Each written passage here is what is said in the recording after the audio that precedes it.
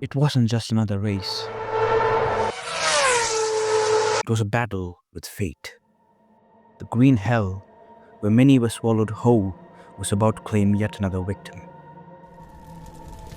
In the flames, skin burned away. In the smoke, lungs poisoned.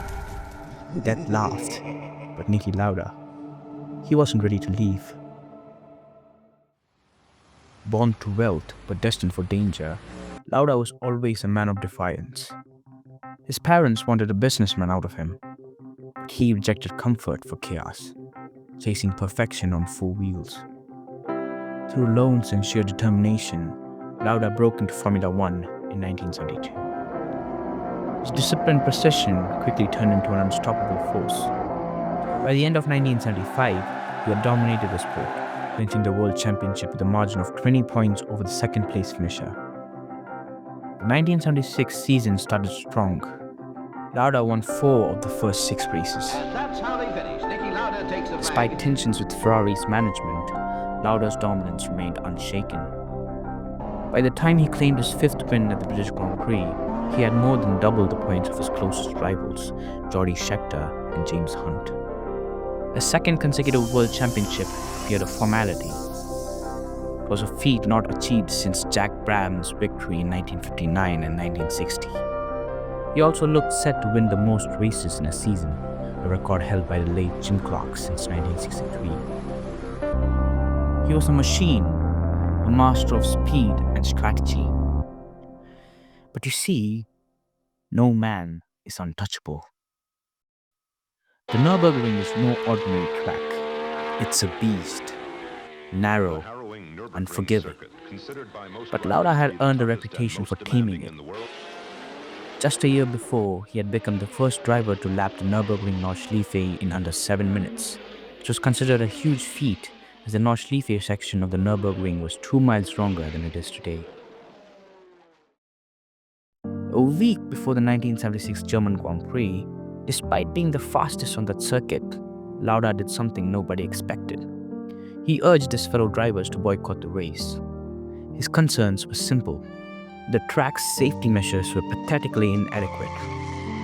With no fire marshals, insufficient safety equipment, and a lack of proper vehicles to manage the lengthy and treacherous circuit, Lauda knew the dangers. Formula One was already a dangerous sport. 3 drivers had lost their lives in recent years, but the majority of drivers voted against the boycott, and the race went ahead.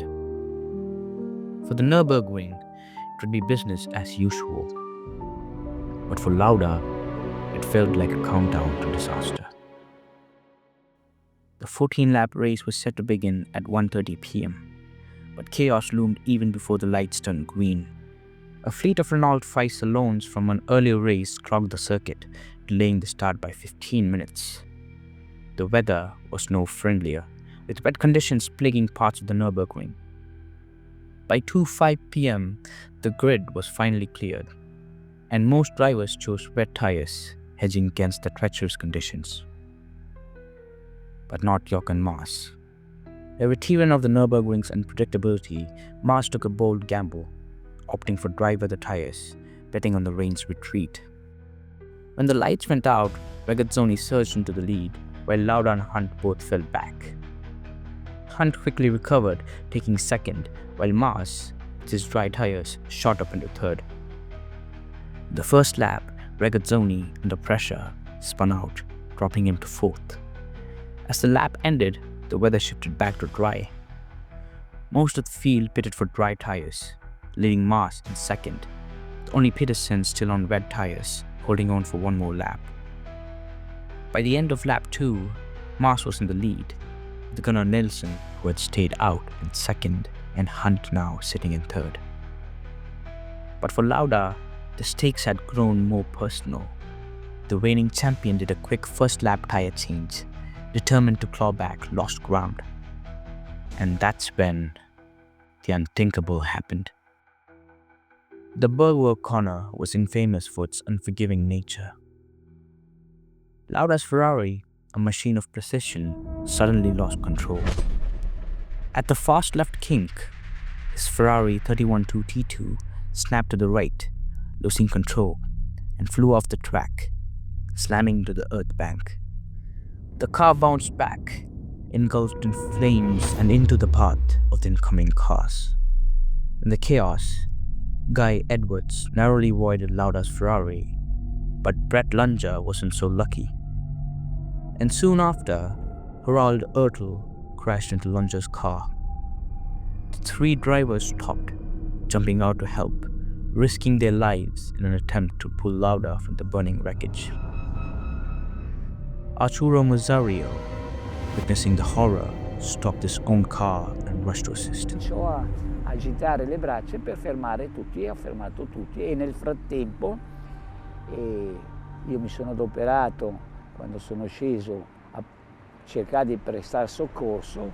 Dopo un primo tentativo, un secondo tentativo, che non riuscivo a slacciargli la cintura di sicurezza, e la fortuna nel contempo di Niki è stata quella, purtroppo per il dolore, per l'esalazione di gas, è svenuto. Svenendo il corpo si rilassa e io in un decimo di secondo ho potuto slacciargli la cintura e qui è il problema.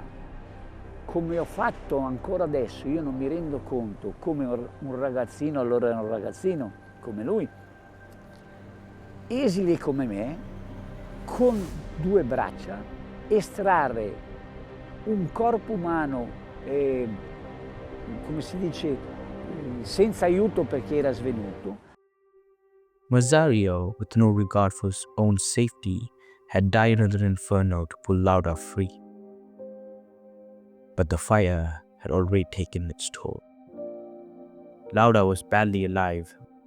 Flames had scorched his face and hands for 55 seconds. Toxic fumes burned through his lungs, and time wasn't on his side. Airlifted to the Bundeswehr hospital in Koblenz, then flown to Ludwigshafen's advanced burn ward. Lauda's condition was critical. For days, machines did the breathing his body couldn't manage. Tubes kept him alive, but only just. His burns were devastating, and his chances of survival were slim. The Ferrari driver who had stared down danger on countless circuits now lay motionless, staring at the void. Doctors whispered doubts. They told his family to prepare for the worst.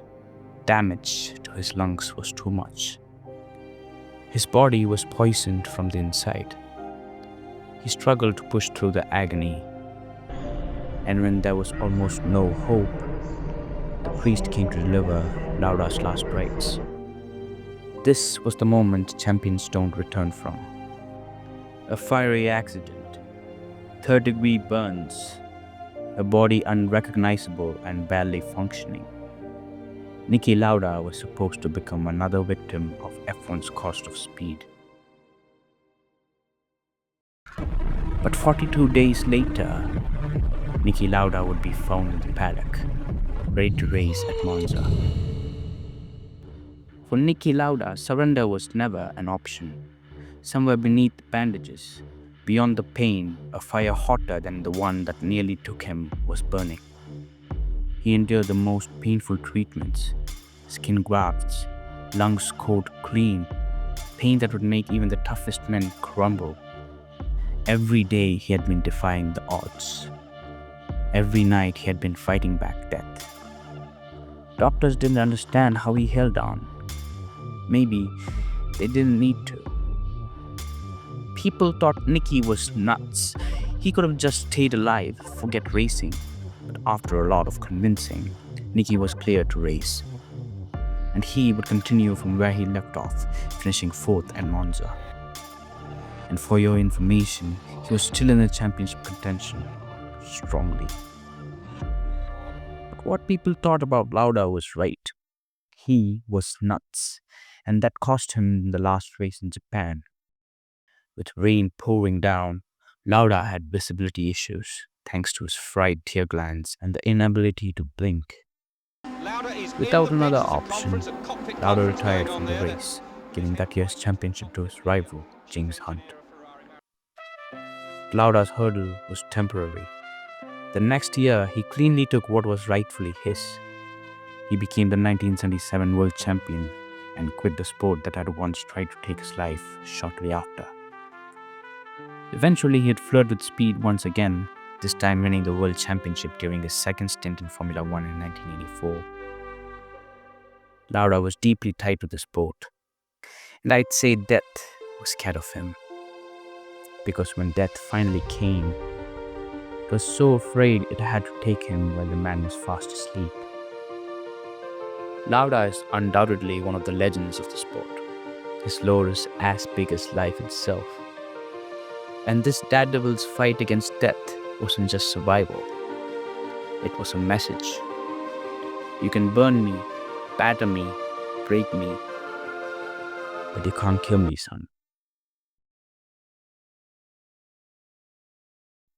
If you're still here, why don't you watch my other videos too?